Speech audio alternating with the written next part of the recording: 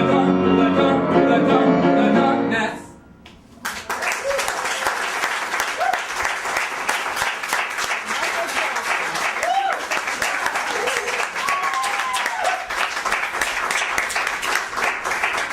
And now, Joy Sun.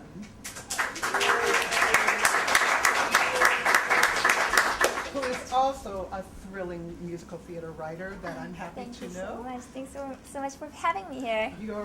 Thank you for coming here. So why don't you talk a little bit about your music and a little bit about yourself? Actually, I'd love to do that, but my singer has to leave for his 7 p.m. show. Oh. So could we actually start from the first song, and then I'll talk later? Why don't you?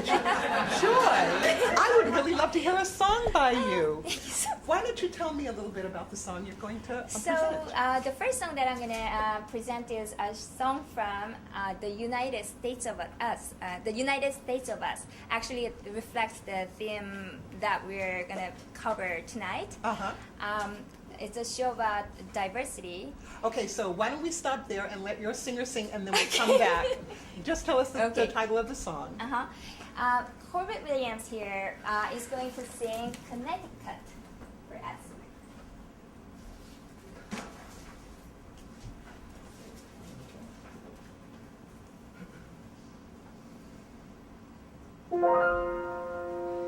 After deep consideration, I am moving out of town to a pleasant destination where no one wears a frown. A suburban world so retro waits a metro right away. Though this move may seem abrupt, you will see it's for our nuptial day. Oh, I'm getting married in Connecticut because Connecticut says I can say I do. You heard me, I'm getting married in Connecticut, and in Connecticut I never will be blue. Once there I'll court my Connecticut Yankee for some legal hanky-panky. And if New York tries to tantalize, I'll simply say no thank you. Yes sir, I'm getting married in Connecticut, 'cause in Connecticut it's the place for me and you. Dance break! If you are looking for something great, travel on down to the Nutmeg State.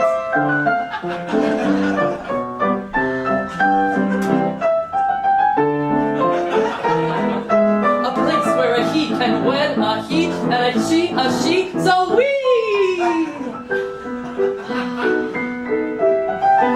I'll revel in all its green leafy beauty, mingle with the rich and snooty, and I'll learn to sail and root for Yale with my Connecticut cutie. Oh yes, I'm getting married in Connecticut, 'cause in Connecticut I know at last I'll see Connecticut. That Connecticut's the state of the free.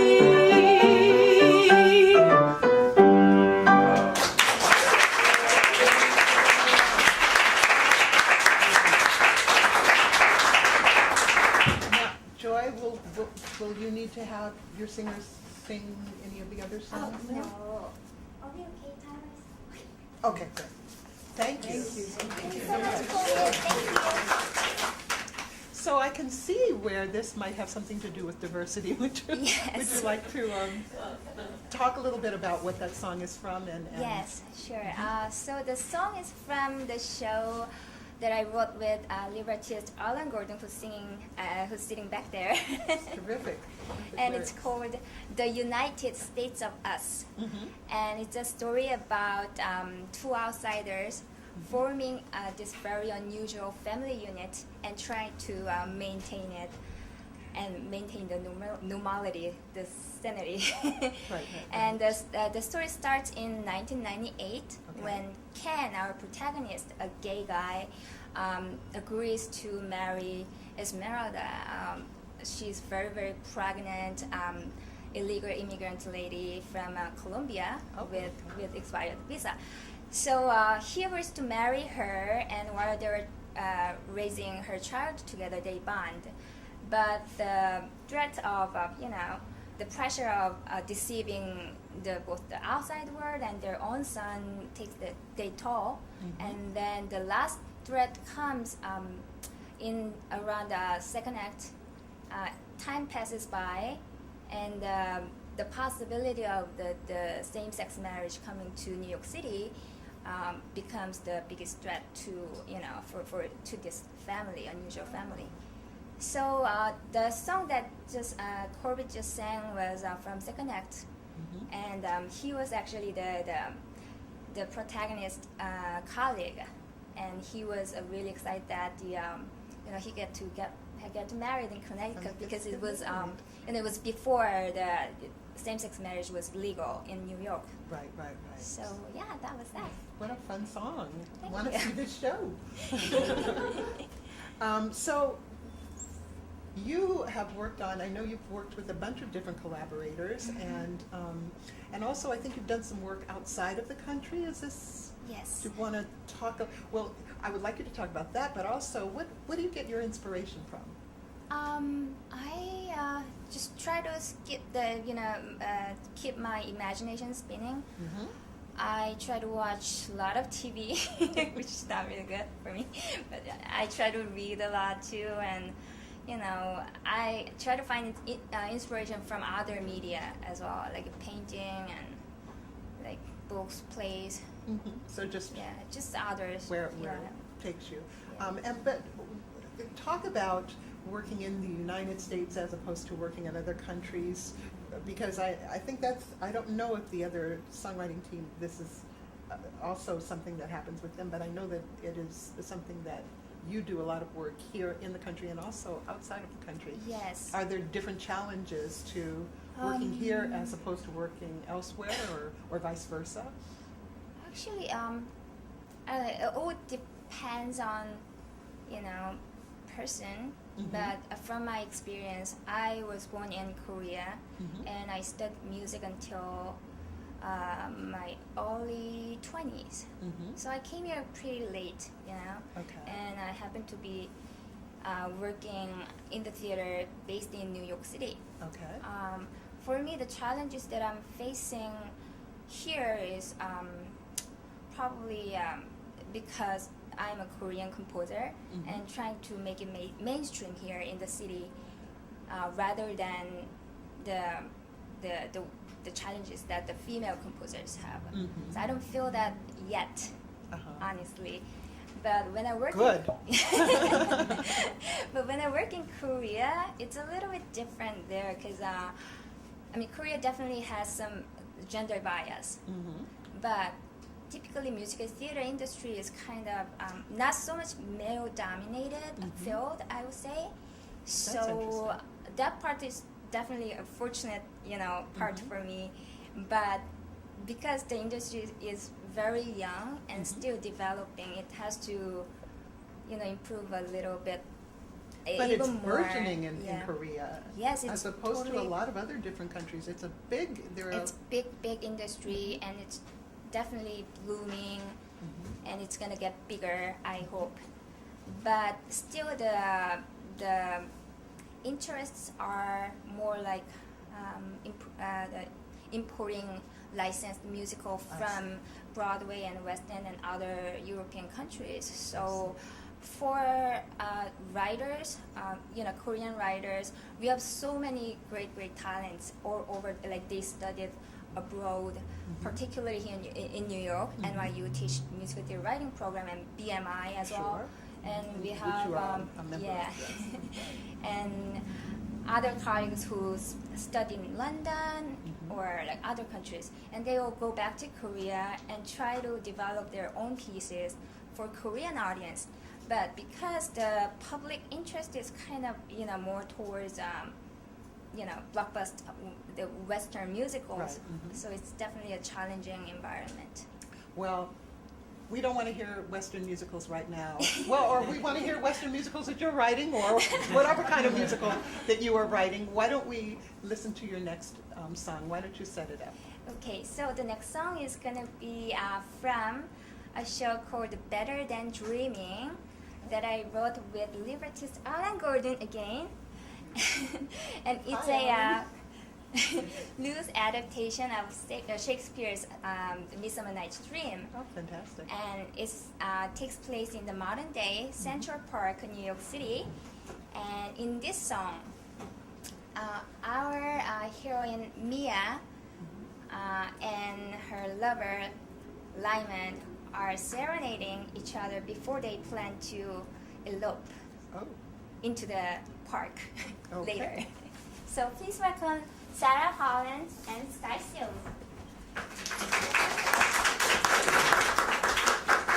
The song title, by the way, is What Would I Give Up?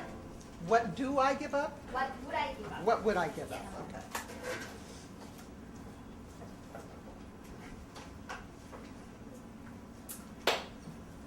Then let's get married right away and forget about the money. Would you do that? Would you give up a fortune to marry me?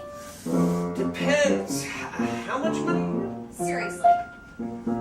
What would I be giving up if I loved you? How about I take you on a quick little tour? Let's start with that nice condo with the parkside view. 12 rooms on the 30th floor. Will a servant cater to my every Why need? settle for just one when you could have two? And all that life of luxury that I could lead. That's what I give up to love you. No debauched dissipations, no hurries and vacations, and no first nights at the theater. You'll have to learn to wait online. You're by my side, that's my Say goodbye to chauffeur-driven limousines. Subway rides will carry us through to our studio apartment out in distant Queens. That's what I put up to love you. Dinners for one, over. Nights without fun, over lake solitudes, liquor-infused blues, over. Would you give up such sadness? Leave behind that madness. Don't ask me twice, I'll make that sacrifice with gladness. So will I join the ranks of the romantic poor, free from the forlorn multitude. I give gold up in a heartbeat, 'cause your love's worth more. That's why I would give up to love you. Love you. Okay, we find a place to stay tonight and we get married.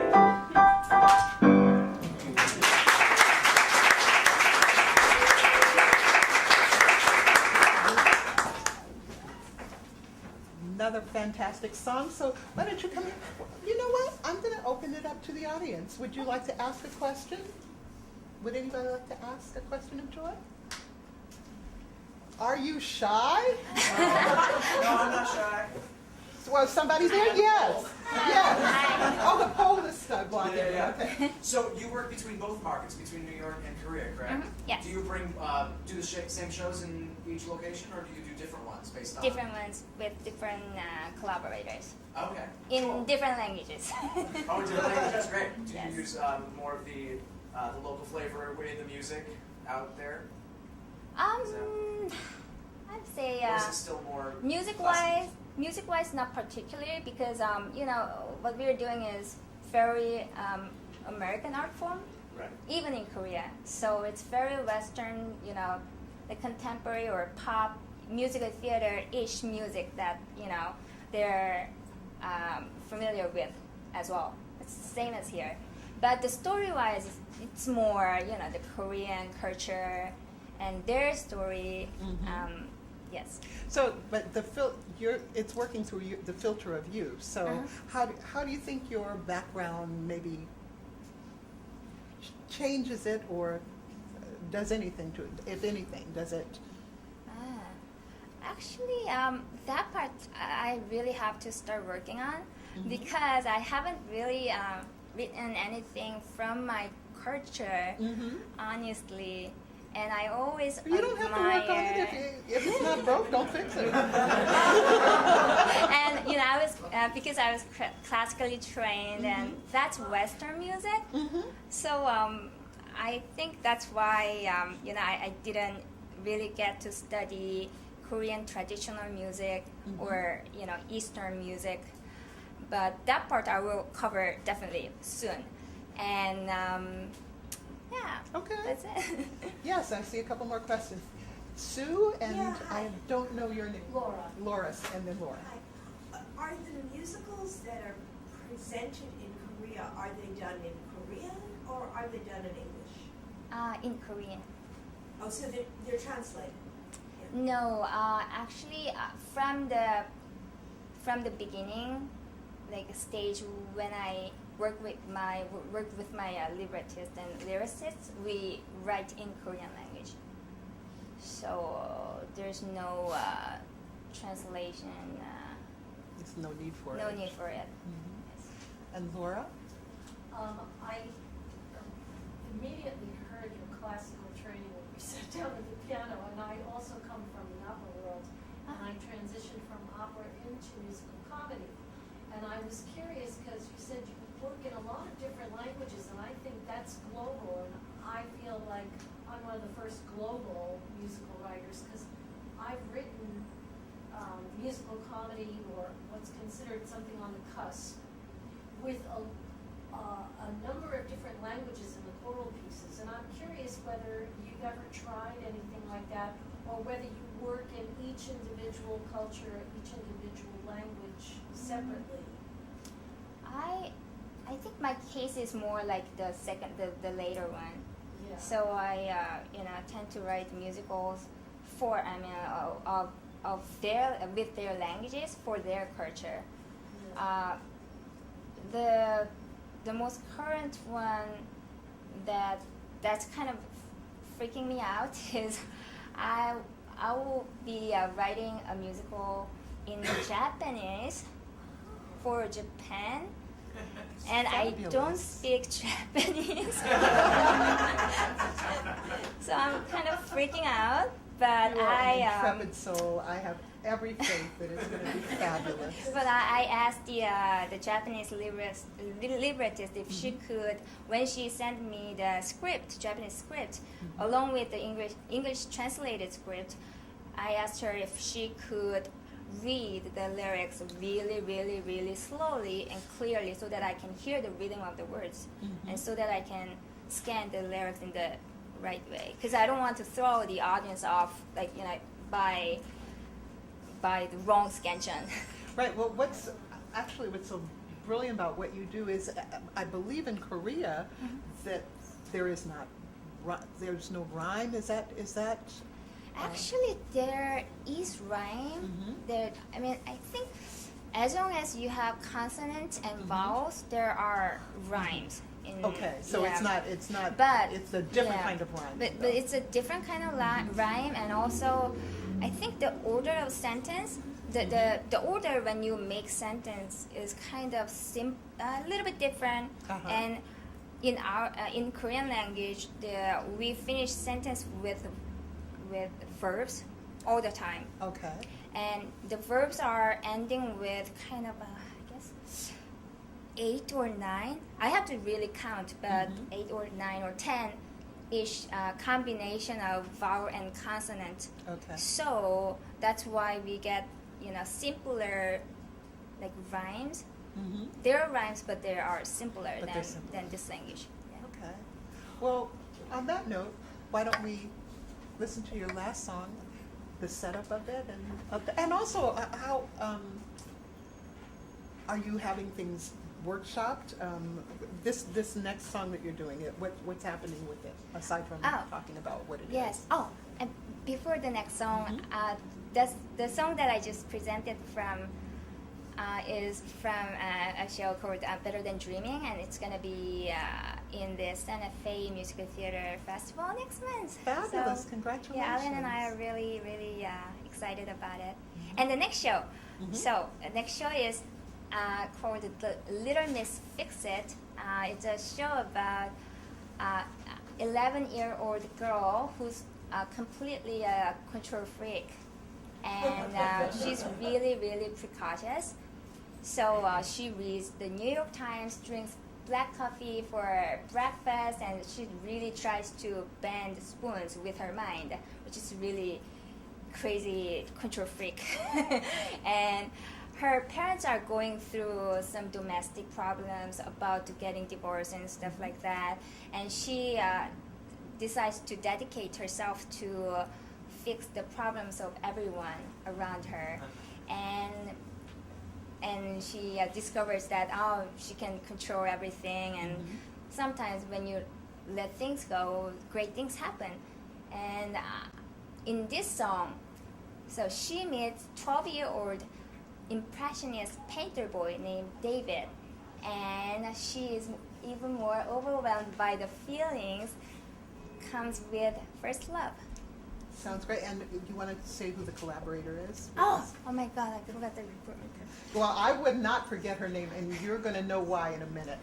The show is written with Kirsten Childs, really, really, really great lyricist, librettist. She's a fabulous collaborator, and she has a great first name.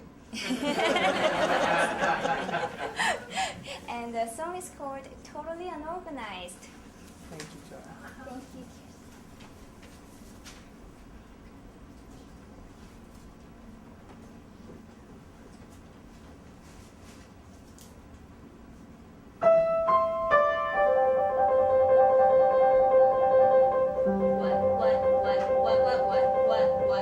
What just happened? Hello? What just happened? Hello? I don't know how. Did he just? Wow. What is this painful thing in my chest? It's beating fast. Whoa. Feeling blood flow. Oh, I don't know. What if I've been possessed? Stomach in my head. Ouch. Ants on my feet. Like nothing I've read. And it's surely not neat. My stomach's in my head. Oh, head feeling heat. Everything's totally organized. How does he feel? Wonder if he'll, if he feels da-da-da-da-da. No, we'll never agree. No, I just can't see. But then again, he makes me la-la-la-la. Oh, stomach feeling pink. Oh, pink in my heart. Nothing in sync. And I'm falling apart. My stomach's feeling pink. Feels like abstract art. It's like I'm totally unorganized. Totally, so totally unorganized. His collar's a mess. I don't need to go obsessing, but it's totally a mess. And I like it. His pants make me stress. They could really use suppressing. Whoa, my heart. Wait, my heart hurts. Heart in my heart. Oh, the heart in my heart. Totally jumped off the EKG chart. Intestines in my brain. Yeah, I'm totally insane. It's like I'm totally people in my head. Yeah, singing along. Totally digging my awesome theme song. Hot like spicy food. All my organs unglued. They are feeling totally eyeballs on the floor. Oh, floor in my eyes. Love in this mess. Leading to my demise. Bursting at the seams. More fun than it seems. That's right. I know that's not a rhyme. But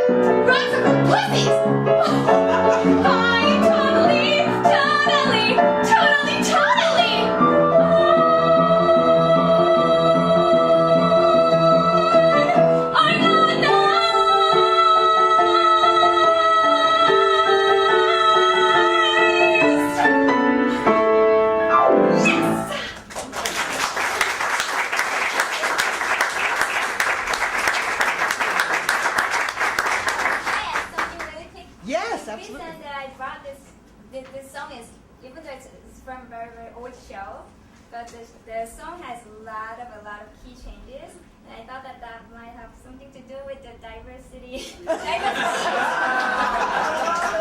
Totally does. So now we're with our last collaborative team that I'm really excited to meet. I don't know them, but I've heard nothing but wonderful things about them. So would you please welcome with me Dana Levinson and Stacey Weingarten.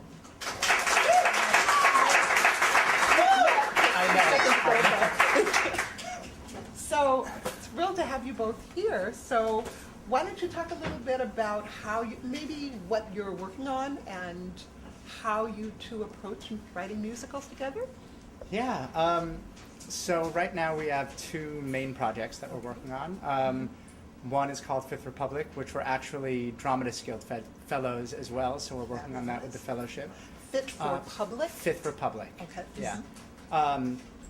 And then the other is... The other one is called Jerome's, which is with another collaborator, Larry Hamilton, who's Who's actually his back there. concept. He's in the back. He's going to Yeah. And it's not Al Jarreau.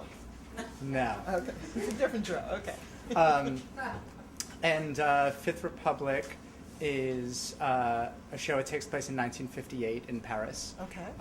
And it is set against the backdrop of Charles de Gaulle's return to power, the Algerian War for Independence, and is a, well, we keep debating whether it's a war story or a love story, but Well, so that's love to and be war. determined. Yeah.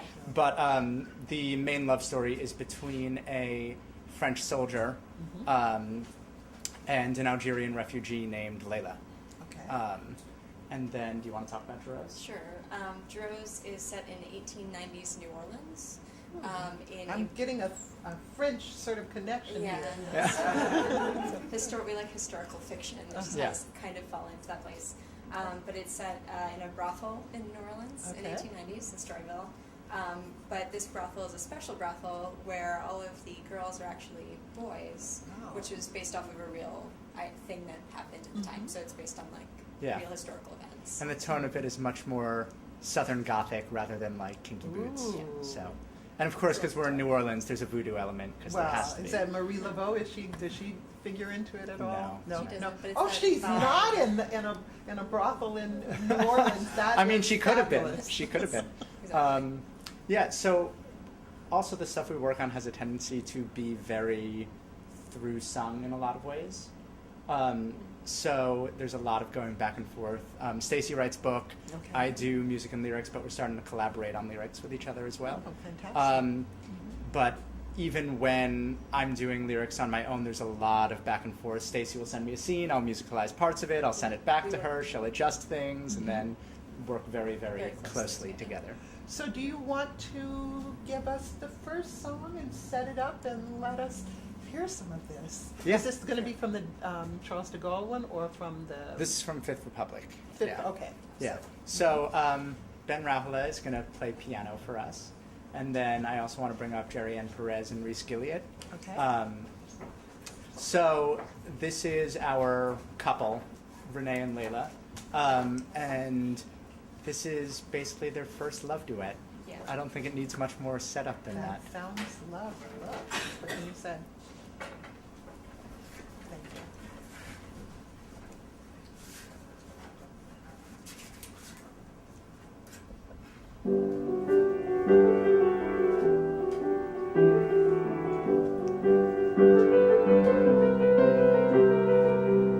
Trace the lines on my face. Every heartache is there.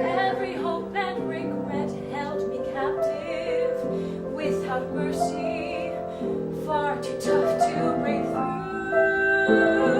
But I will take pain, for it brought me to you. Is this a dream I must waken from? Are we adrift, drowning on stormy seas? For too long I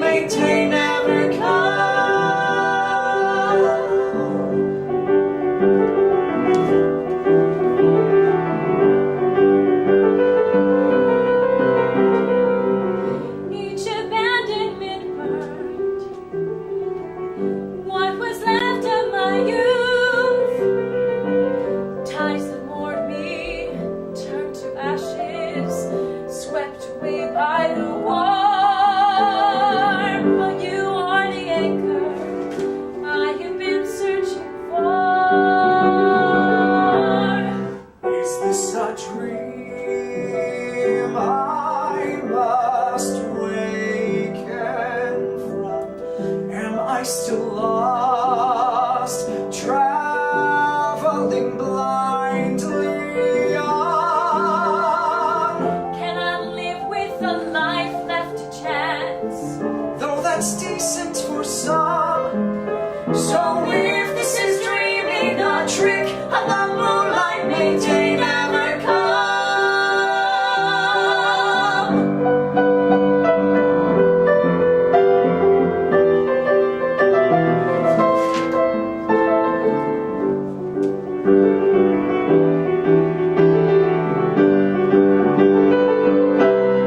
Is this a dream we must waken from? Are we astray, wandering on shifting sands? Listen close to the beat of our hearts, pounding on like a drum. So if this is dreaming, a trick of the moonlight, may day never come.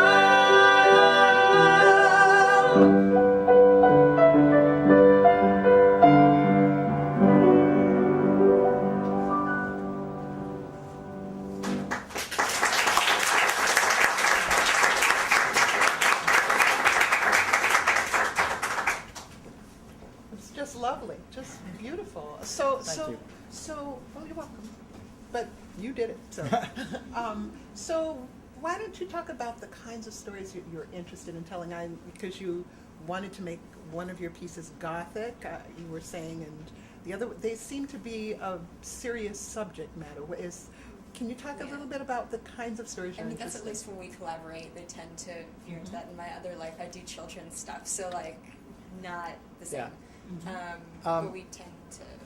Yeah, I think that the connective piece for us is that Stacy and I are both big believers in that art generally, but theater, I think, has a special power to sort of build bridges between people and make people that an audience might otherwise look at other, force them to embrace that person or acknowledge their humanity and that sort of stuff. So I think the connective piece is we tend to be attracted to stories that have a strong social justice element to it. But also heart, there's a lot of heart in it. And Yeah. they also tend to be stories of like a identity and finding your place, as Yeah. far as like what the journey of whoever the character we're actually following is, Yeah. and then set against a world that is a little bit that Conspiring to, pull it apart. yeah. Yeah. And are there any special challenges to trying to either create that or have it produced or, you know? Well, I think the big thing is having it produced. I mean, well, I hate to tell you, but yeah, yeah. I think that's for everybody. Yeah. But Yeah. it might be. Yeah. But that being said, there are also other challenges that sometimes are greater for people. Yeah, well, what I think a big part of the issue for us is in terms of more specifically what I mean by that is that these days in new musical theater there's not as much of a space to try out new works that have size and like scope and all of that sort of stuff. So it's much harder to find development opportunities and stuff like that. Also, when you're saying that size, are you writing this for a really big cast and Large for today's standards, yeah. I'll say. So Yeah. like our ideal would be to play on the Broadway form of size, but it doesn't mean that like we'd be like, oh, the show has to be on Broadway. It's Yeah. just that we want a cast of like 20. and, Yeah. and a big that's orchestra hard. and Yeah, exactly, which is hard So these nowadays days. you don't. good luck. Yeah, and especially Fifth Republic, what's problematic is there's a mix of French music and Arabic music, so it also means that there's basically two bands that need for the musical storytelling to exist But as it it can needs to be. happen. I mean, what I think is admirable is that you're continuing it as if it's going to happen, and who knows, it will, you know. Who knows? We keep on joking we need to find a small commercial story to, to do instead. No, this sounds really wonderful. You know what, I'm going to throw it out to the audience. Do you have a question to ask? Does anyone have a question? Yes, lady in purple, lovely purple. You, isn't that purple? Would you have a- Yes. Yeah. Hi. Do you start with a musical sound that you want for a song? Because I'm always fascinated by what the left hand does versus Yeah. Or do you start with the lyrics first? How do you start? That changed, didn't it? Yeah, I used to write lyrics first, and I found that it played into my weaknesses as a lyricist, which was being overly verbose and overly complicated and all of that. So actually, Steve Lutvak, who wrote Gentleman's Guide, suggested to me to try flipping around and try writing music first. And I found for a while that was very helpful. I would outline a melody and a chord progression, and then write a lyric to a melody that was already written. And now that I've sort of guarded myself and given myself an internal guard against some of my weaknesses as a lyricist, now I go back and forth sort of depending on whether the song should be more conversational, depending on what the moment is, all of that sort of stuff. Now these days I often ask Stacy to write me a scene, stuff. and then I sort of musicalize elements of it and stuff like that. So, Wow. yeah. Yes, and then yes. Yeah. How do you, what's your process once a director comes in and you both have already collaborated, but they see something? Well, I mean, we enjoy getting a bird's eye view of a piece, and we pride ourselves on actually being very open to changing things. Usually we can acknowledge our problems and go, yeah, and then cut a song or change a scene. So for us, bringing in an outside eye actually is welcomed and very helpful. Yeah. Because for us working together, we collaborate very closely, and sometimes you can kind of be blind to solutions for problems. At least you might see that there's a problem, but go between us, we've nixed all of the things that we think could solve it, or we've tried to solve it, and then getting a third person in helps go, oh, that's what that is. So. Yeah, and Fifth Republic, we've had a director attached, Donna Drake, for a long time, and she's been very helpful in terms of kind of weeding out the story and making sure that everything remains clear. So if we give her an outline, she goes, wait, I'm kind of lost right around here, where we might not have even seen it, and then we look at it again and go, oh, you're right, that's where we lose the main character. So stuff like that is very helpful as well. And then Joyce, collaborator. Your name again? Alan. Alan, yes. Question for Dana. When you were working with the sort of more Arabic music, did you find that changed how you put together the songs, or was there a difference? Yeah, absolutely. I started studying Arabic music with Bassam Saba, who is the conductor of the New York Arabic Orchestra, and started to teach myself the oud, then started taking oud lessons.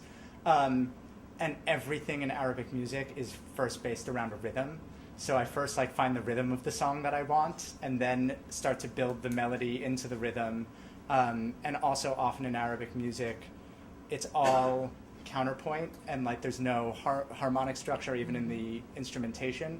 So then the melody that I outline in the instrumental ends up not being the melody of the vocal. So then I just start improvising vocals over whatever melody I've outlined, and then go from there.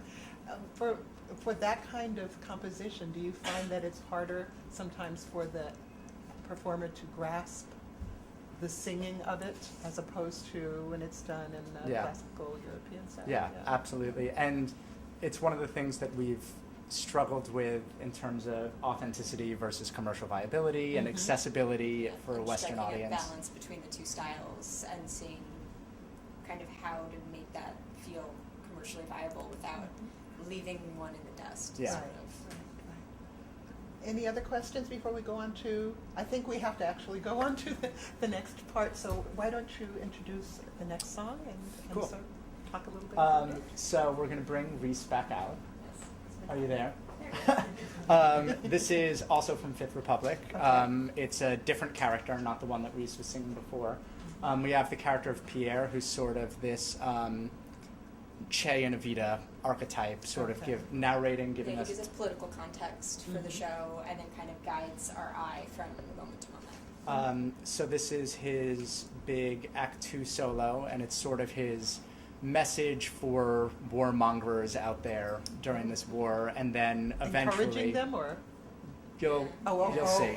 Okay. But eventually becomes a self-reflective moment for him, which is, I think, the first time we're ever really getting that from that character in this show. Yeah. Okay, and the title is? Do They Notice? Do They Notice, okay. Yeah. Thank you.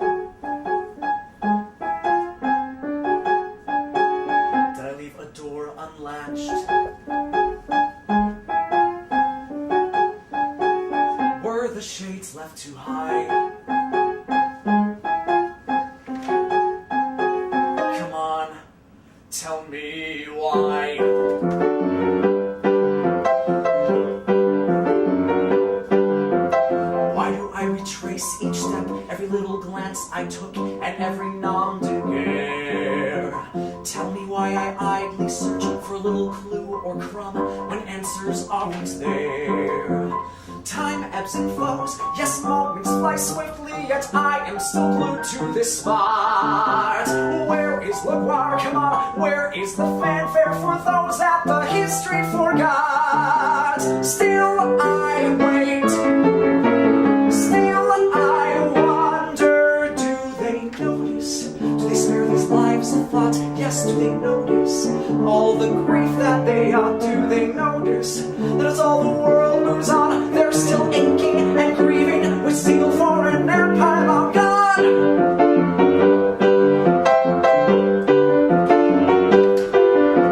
Tell me how we came to this, an abandoned, filthy flat. Is this some foolish joke?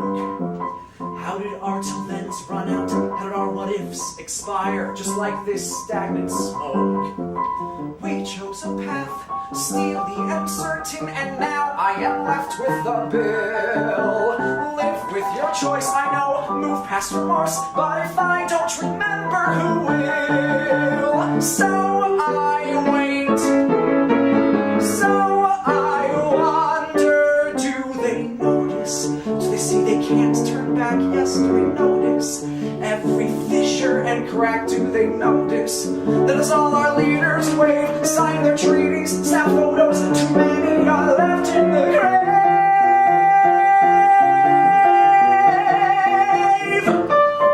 Did they notice the telling signs of disaster and the tumult in store? Tell me, did they notice the fire? Were they deaf from the roar? Did they see we've been lost since the last World War?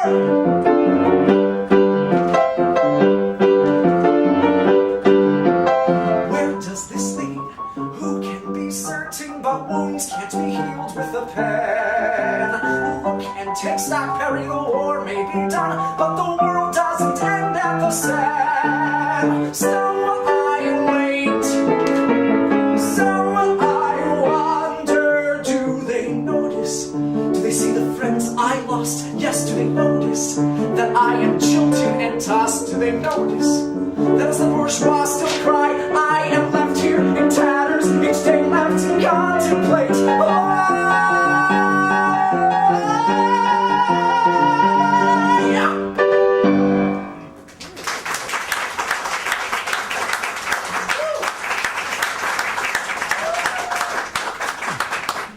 So I think we're winding up. I'm sorry. I want to talk some more about what you're working on, but I would love for you to present your last song and tell us a little bit more about the piece that you're working on. And Great. Because we're all going to come back here and talk some more. Yeah. So the final song is from DeRose, and Larry Hamilton is going to come up and sing this song. Larry, who's also one of the collaborators. Yes. This whole show is Larry's baby, and Larry brought it to us, and then we came on to this project with him and have been working on it now for a bit. Fantastic. And so the character is Clea, and she's one of the girls in the brothel. And in the beginning of the show, she's sort of like a Bess and Porgy and Bess archetype, very low self-worth, that sort of thing. And this is her big Act 2 solo. Is there anything? Yeah, I mean, she ends up falling in love with a man from outside the brothel, from a different world than she's in, and then he promises to take her outside of the brothel. For the first time Which ever. for a Yeah. girl. And so is she experiencing agita before leaving, or will I find that out? A little bit of I should stop asking these questions and listen to the song. A little bit of self-doubt, maybe. There was a reminder for anyone who might have forgotten, the girls in the brothel are boys. Okay. Yeah. So. Yeah. Excellent.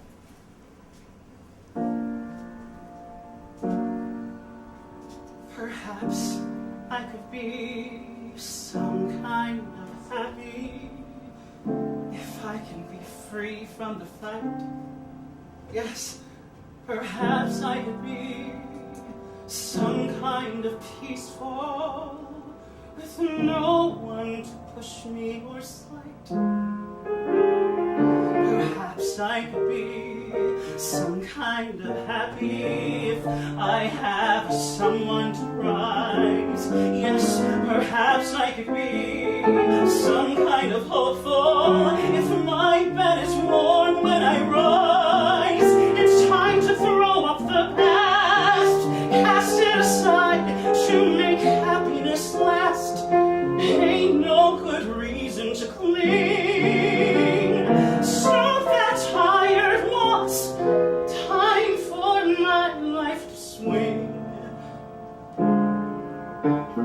Perhaps I could be some kind of happy if I have a home of my own. Yes, perhaps I could be some kind of steady with no one to scoff or disown. It's time to throw off this weight straight towards the cliff. Who knows what will await? Farewell to Hain and Blood. Time for something fresh. Fate just dealt a new card.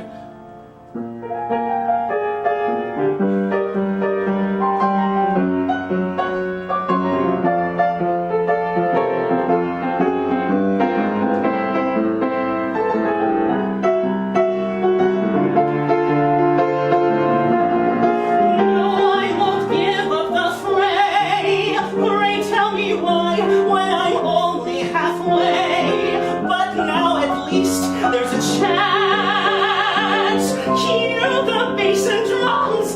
Time to start up this dance. Yes, perhaps I could be some kind of happy, no matter if some kind is small. Well, like it or not, some kind of happy is better than no kind at all. I deserve some kind of happy, some kind of love. I'll take the fears and take the tears and storm clouds above to be some kind of happy. Just wait and see. I'll be some kind of happy. Yes, beautiful.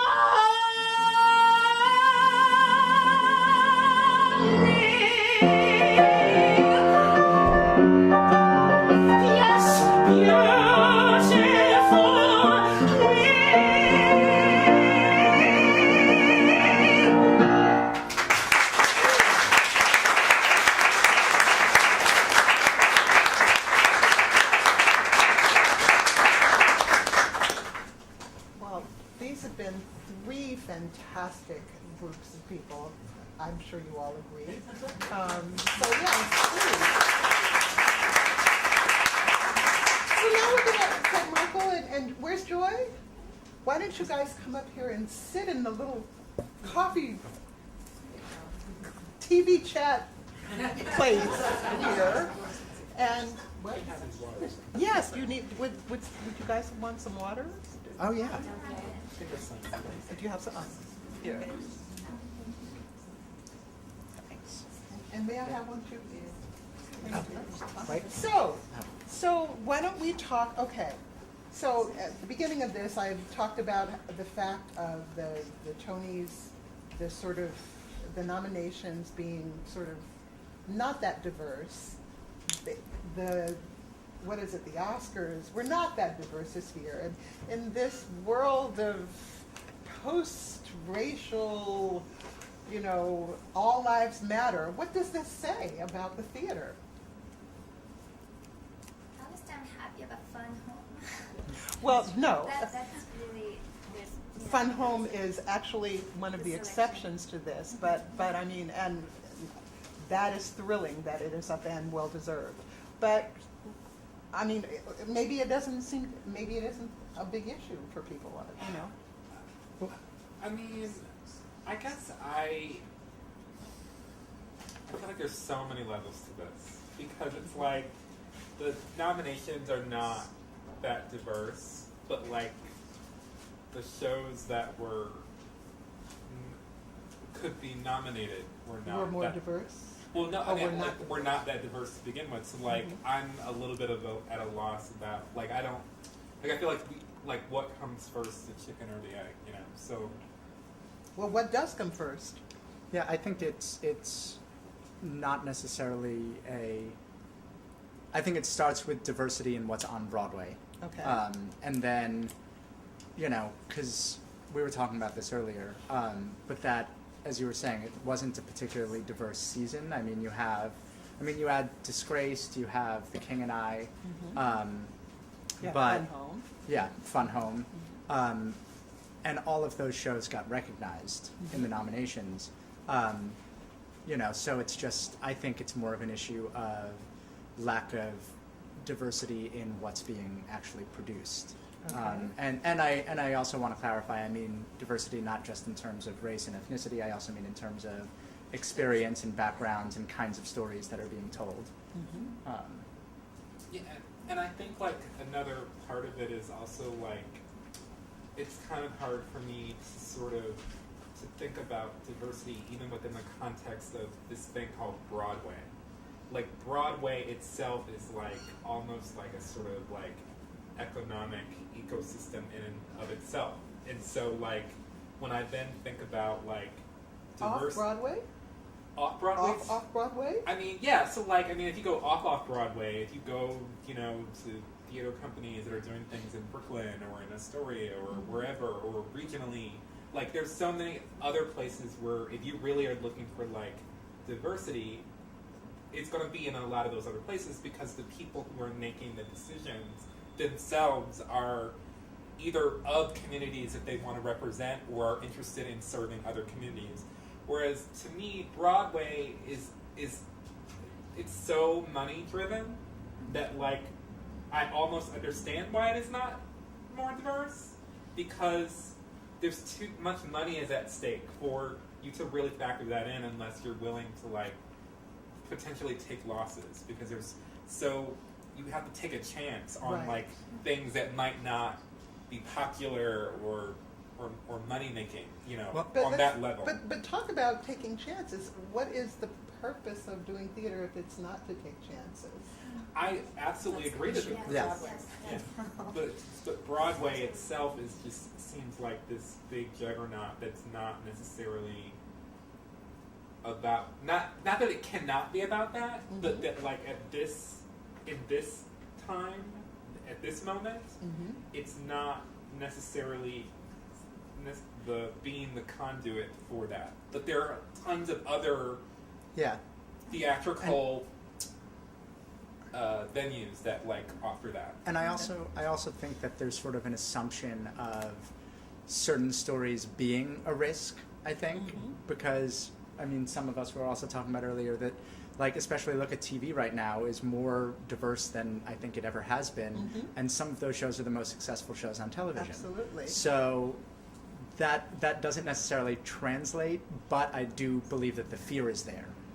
Right. I think an interesting thing about the television, sort of like using television comparison, is that I think part of a big reason why television is becoming more diverse is because, or what we term as diverse, is because the people, those who would make those decisions are recognizing that there is money to be made from those communities. Yes. Whereas I think theater is a little bit different because the money that is to be made on, and I'm using specifically in terms of Broadway, I don't know that like producers have necessarily gone, we can make money by appealing to these communities. If the people who are going to the theater are like, I'm bored by all these white male cisgender, you know, people like plays, and therefore I'm not going to go see them until the theater becomes diverse. Then I think suddenly you're going to see like black, gay, trans, woman, everything, because then like those people will be the ones who like are the economic live stream. Yeah. It's for a selective audience right now. What the Broadway is doing, and I think maybe the problems are with the production companies, who are controlling the funding. But also, I think there's something that we writers could do as well. Because I hear often that there are not so many leading or supportive roles for Asian actors to audition for. other than King and I or Flower Drum Song in Saigon, and that's it. Mhm. Or maybe Avenue Q for just one. What is that? The Christmas Eve Right. character. Mhm. So I think that that's our responsibility to bring our community and bring a minority community into our writing so that we can create more roles for actors from, minority culture, and also embrace the audience from minority culture as well. Okay. But you still also want to be successful in the commercial world. So what is how do you weigh? I think it's, even though you take the material from specific culture, Mhm. if, you artfully, really masterfully universalize it, is that even a word? I think it is. Yeah, absolutely. Yes, skillfully know how to, make it more universal so Mhm. that more people can relate themselves to Mhm. with, and then that's the way to attract. I don't know how to do it yet. I'm still learning, but might be able to attract some money people, producers, and make it out there.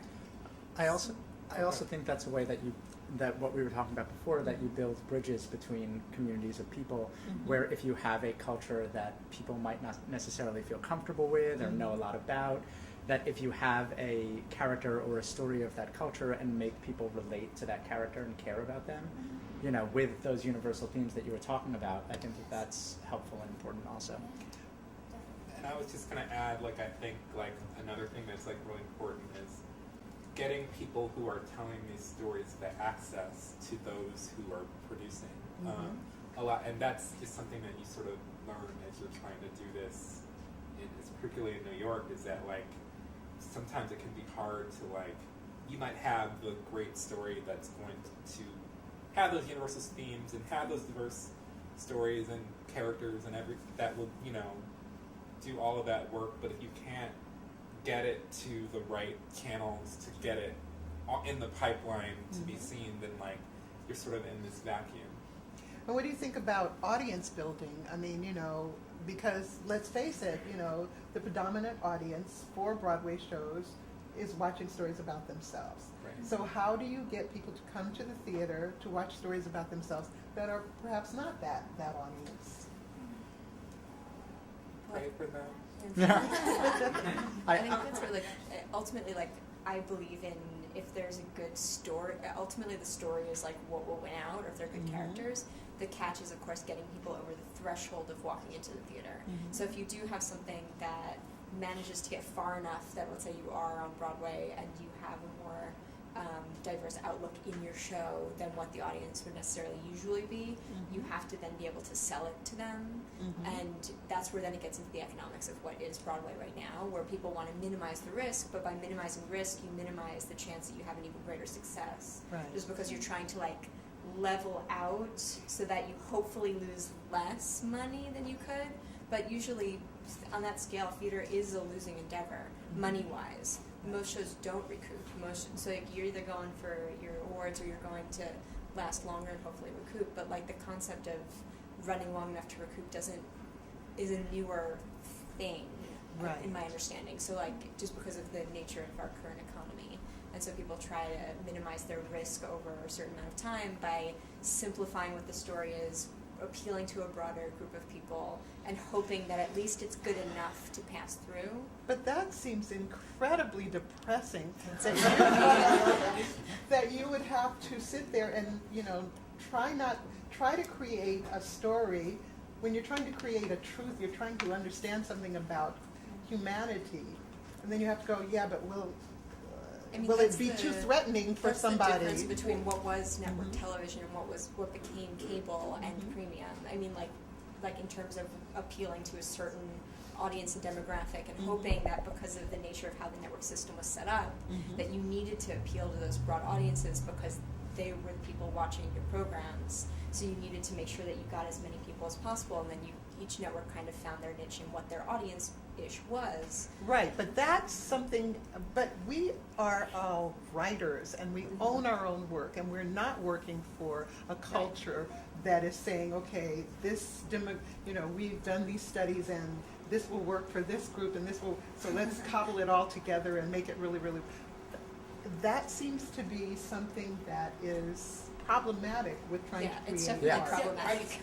I definitely find it problematic because I think like a big part of the problem is that because of so much money, there's so much fear that, like, I'm gonna use my show as an example just because I've been having this very interesting experience. I've alluded to it a bit during my set. And before you go on, please don't leave because we want to hear your question. Which is that, like, I've written this show that is by design essentially for and about, like, Black gay men, right? Which you would think that when you present that to a mostly not that audience, that people would be, like, disinterested or bored or whatever. But the experience that I have had in the last couple of times that I've presented it is that people who are not of that background are interested in it. And I feel like that would be the case with many other people's stories as well.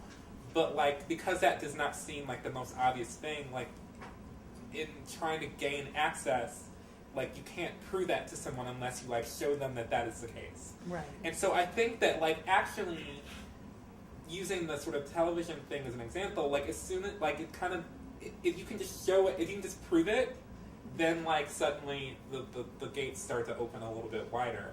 And I also think part of the key of that, especially for you, is that you're brutally honest and you just don't run from anything, and you put it out there with good craft.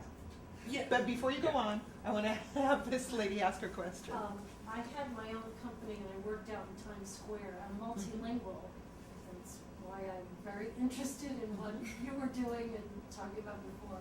And I can hear all the different cultures and all the different presenters tonight. Excuse me. And it really fascinated me because my ear is attuned to all the different music of the world, but also to all the different languages. And my biggest client, or shouldn't be not my biggest client, but one of my main clients was In the Heights, which was the first bilingual musical that came to Broadway, and it won every Tony Award, every Tony Award in every category. It's a terrific show. So the interesting thing was when it first started, it was off Broadway, and it was nurtured off Broadway. So you have to think of a place where you can nurture more diverse work, whether it's multilingual work like what I'm trying to do, and I also am interested in intergenerational. I find that there's a preponderance of entirely too young people on the stage. Where is my generation? Where is my grandmother's generation? And that's what I'm looking for too. But what I found when I was working with the marketing director to get the Hispanic community to come to see In the Heights, and it was also the first rap musical, was that the Hispanic community, and rightly so, did not feel that Broadway or off-Broadway or any theater was representing them with dignity and self-respect on a Broadway stage, and they almost resented West Side Story in a sense because that was the only time that they were represented. And I had worked with other Broadway and off-Broadway shows of Hispanic or Latin or whatever, and it was always the same thing. The community itself turned its back on Broadway and on the American musical because it didn't represent them. So I say to you, from my experience as a person in the marketing and audience development arena, you have to do what is true to you in your heart and in your soul and in your person when you are creating. But you also have to gather your community around you and ask them to get in the seats, and then get other people to come and get in the seats, and get on that internet and talk to those people on the other parts of the world. So when they come to New York for their tourist thing, tell them, don't go see this one, go see that one, etc. And From build- Laura's mouth. You got it. From Laura's mouth. And I wish we could continue on, but I think it's time, or do we have time for one more question? One more, and I would actually, what you can get first, but I would say, I know there's a lot of writers watching through the internet and in the audience. If there are places that you guys have found that are particularly supportive of diverse writers, and places people can look, I think that would be cool to put a plug in. And then, question. Yes, and the last question. Just about In the Heights, Kevin McCollum had that on his desk for 2 years, and you know, the big thing with why that got pushed is he just liked the writer. It was a personal thing. Access. So Well, who could not like that writer? They just really absolutely he loved it. He wonderful. said, hey, I'm going to work with this Slim. guy. Yeah. That's how it happens, because most writers, nobody even reads the stuff. Access. A lot of times it just lays there. But you know, there's some good stuff. I mean, Disgraced, and you had the best thing in the past 10 years that I've seen was Carolyn and Change. That closed in like 3 months, and it was honest and it was brilliant. Loved it. But so to, it's a to be different but to be tone fair, now. there are many wonderful things that close in 3 months. Just Yeah, that's so it. just so you That's know. that's Yeah. that's exactly right. But that's so, where the market no, is. let me just finish. Yeah. But I think part of what's missing, I mean, commercial theater is commercial theater. I was on a panel on gender equity for Dramatists Guild. I think it was about 5 or 6 years ago. Okay. And the idea of putting producers together with writers, for me, is like crazy, because writers say, you know, this should be produced. No, nobody's work should be produced. You know, it'll be produced if they feel that it's good. So I think there's theater doesn't function the way it used to way back, where there was a place for a lot of different types of work. Right. And, you know, it's a governmental issue too. People in other countries, it's like, I want to write a play, the government will fund it. And that has been removed. So there's got to be a place, you can't talk about Broadway. There's got to be other layers where I have a production company, I pay for my own productions because I believe in myself. If I don't believe in myself, who's going to believe? That's a wonderful thing to So, think about too. excellent. Well, I think all of these things, all of these ideas are really wonderful, and I wish with all my heart, I hope success for everyone here on the panel, because you all deserve it. And I am just so thrilled to have experienced your work this afternoon, and I'm sure these people are as well. So on that note, we are ending this diversity panel. Congratulations.